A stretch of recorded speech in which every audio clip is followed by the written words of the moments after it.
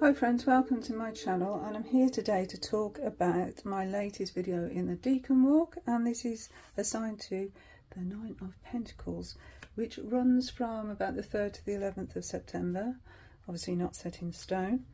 And if you've been following along on my Decan walk, you'll see that I assign these cards to those times of the year and what's happening in those times of the year. And this is the harvest time for us down in Cornwall, and we also have some really nice traditions as well that go along with this time of year. One of them being what's called the bale push, and that happens in Crantock every year. And this is when people run around the village trying to push bales around a circuit around the village, and obviously there's, it's a competition to see who gets around the quickest, and it's a really nice atmosphere there as well. And so harvest is what this Decan is about for me. Now Decans run around the year. They're all about the minor arcana cards and how they relate to their associated majors, and these were assigned by members of the Golden Dawn.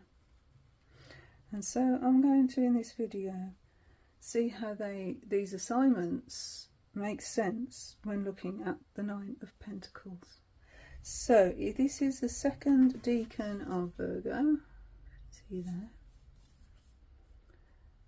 Upright wishes fulfilled, comfort, happiness and satisfaction. So where does the comfort come in and the satisfaction? Well, sure, it comes from our Empress, because Venus or Empress or Aphrodite is one of the major cards assigned to the Nine of Pentacles, and the other one is the Hermit. And the Hermit is about soul searching, introspection, being alone and inner guidance. So they don't seem, these two majors, to really go together, do they? It wouldn't seem so. So how does that happen? First of all, let's have a look at the astrological associations, and I thought I'd use this deck this time. This is the Heavenly Bodies Astrology by Lily Ashwell. Beautiful deck. So I'm going to put these to one side for a sec. Maybe use the smaller version so I can fit everything on the screen. Okay, let's put this away. Okay. So it comes with a hardback book, and then the cards are in this cutout. And the artwork on this is absolutely gorgeous.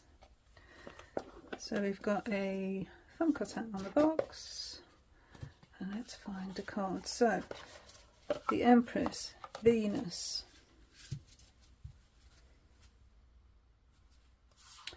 Let's find Venus.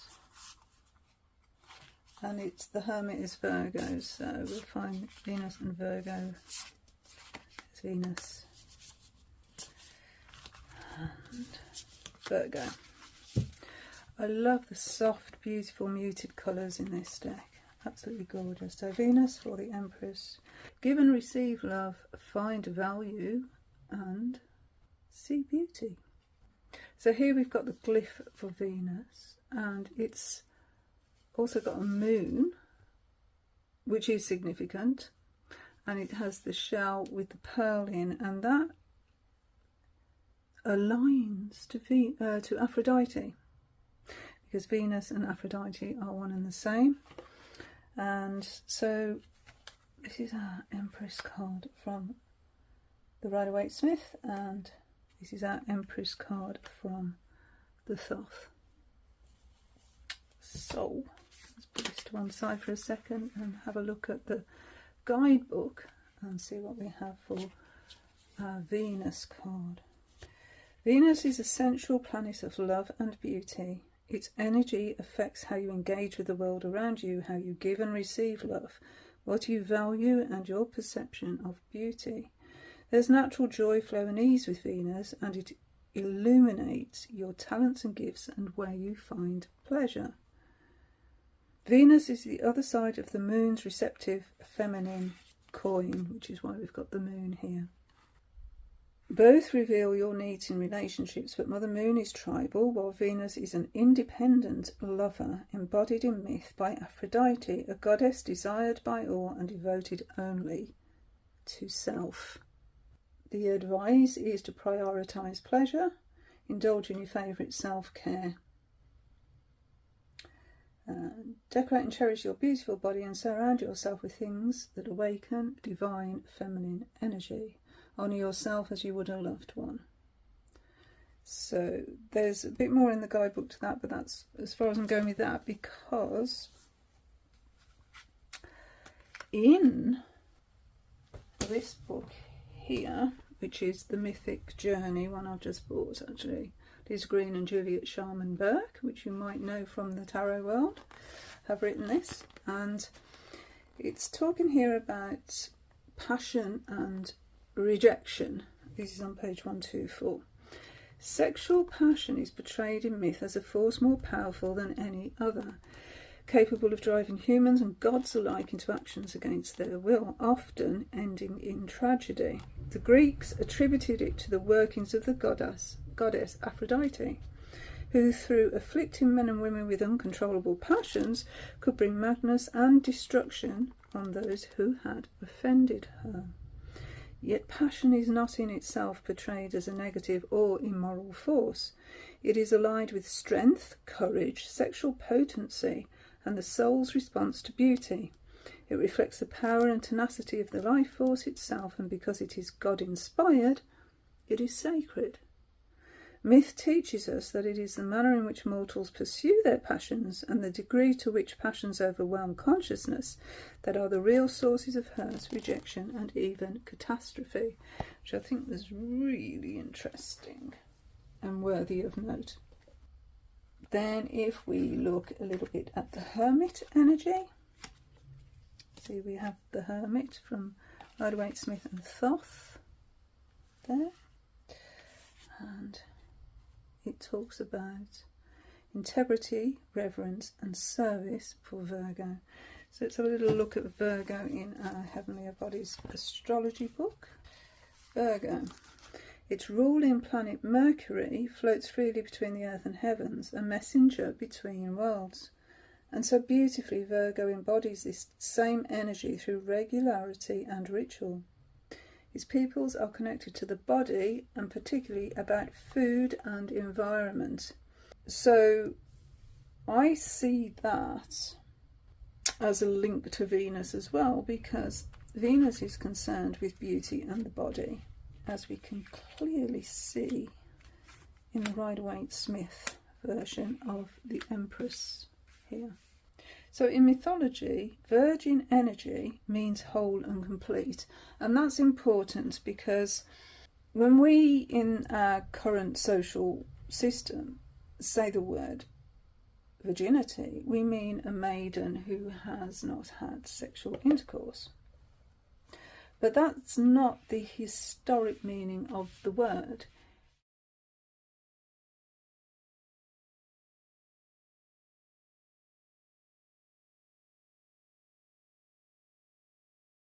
It means a self-empowered woman who is whole within herself, whole and complete.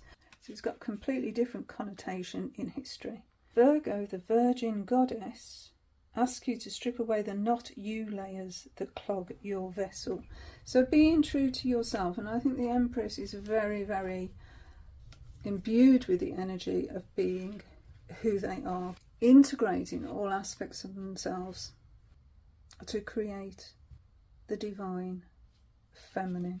So anyway, on the tree of life, this is assigned to Yesod. What I found that was really interesting about Yesod on the tree of life is taken from this book, The Tarot and the Magus, by Paul Hughes-Barlow. And this section here on page 118 talks about Yesod. And what I found really interesting, so the planet associated with Yesod is the moon. So that actually echoes our Venus card here with the moon in the background. And that's a symbol of flux and change. Yesod is watery, receptive. The gathering of forces is passive, just as the moon is illumined by the sun. So we can sort of see lunar energy here. But the thing that really interested me was it says the sexual organs are located at Yesod. So its association to the Empress and Venus, being the goddess of love and sexual passions, is quite evident in its association there with Yesod, which I thought was really, really interesting. And in our Thoth card here, it says the only consideration is gain, profit, and profits are all that matters. So we can see how that aligns to the Empress, but not really the Hermit, because I wouldn't think the Hermit was overly concerned with gains and profit. So this is why I've been trying to discover the associations between the cards and the way that they sort of work together. But one way I can actually see the Hermit in this card, the Nine of Pentacles, is, well, two reasons actually. One is the wall. This is a walled garden here. And also that bird has a hood on, so it actually can't fly. It's being controlled. And here the Hermit is in control of themselves. With that Virgo energy, totally in control of themselves. And here we also have this walled garden. Now, I see this figure as being quite alone, and the Hermit as well, alone on a mountaintop. Are they alone? Are they lonely? Are they protected from reality, just as the Hermit is protected from reality and stepped away from reality? I see the fact that this Nine of Pentacles has also stepped away from reality. And that walled garden to me represents like a comfort zone. If you think about celebrities maybe, and they have to protect themselves, maybe with bodyguards, and they have to set up procedures in place so they are safe. And I think that's what that wall represents there, the safety. Because although this Nine of Pentacles figure here is abundant, and we can see that from the grapes, you know, that is a real sign of abundance there. And we have what looks like the Venus sign on the robe as well. So they've worked hard possibly to get to this place, and they're trying to protect what they've built, you know, the world that they've built. And it's taken them time to actually get here, because if you look at the bottom there, there's a snail. And as we know, snails take a long time to get anywhere, but they get there eventually. So it's that slow earth energy there.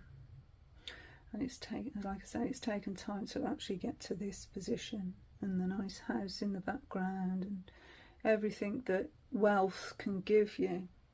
But wealth can also give you worry, trying to hold on to what you've got.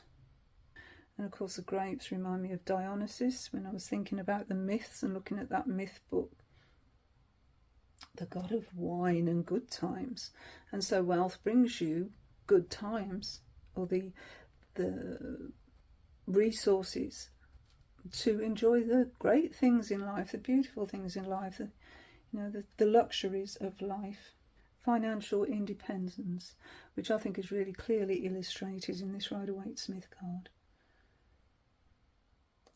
And that Yesod on the Tree of Life is in Asaya, and Asaya is the material world, which is where this interpretation comes from, this financial interpretation. We can even see the pentacles have now turned into coins, so there is something we can spend.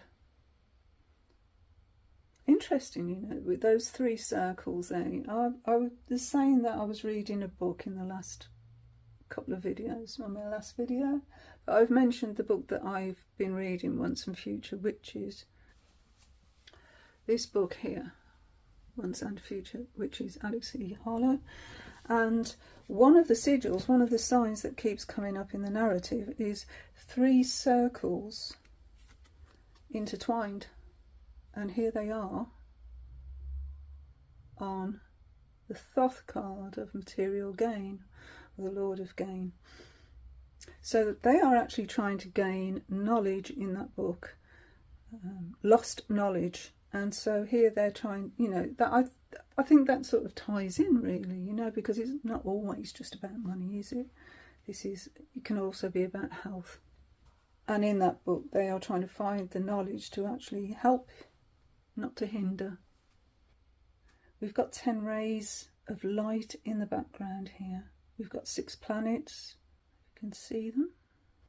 And they're in 3s. So you've got the 3 circles in the middle, 3 at the top, and 3 at the bottom for the 9. So this card is all about money and status and accomplishments. So looking at these coins or these pentacles, they are in fact, if you were to lay them over onto the tree of life, they represent the top one Saturn, this one Mars, here we have Jupiter, then we come down and have Mercury, Venus, and then finally the Moon.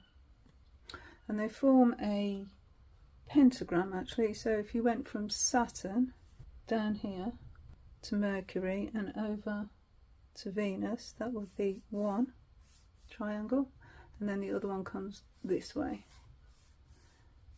So yeah, there's a lot of geometry in these Thoth images. We've got the green there for Venus, haven't we?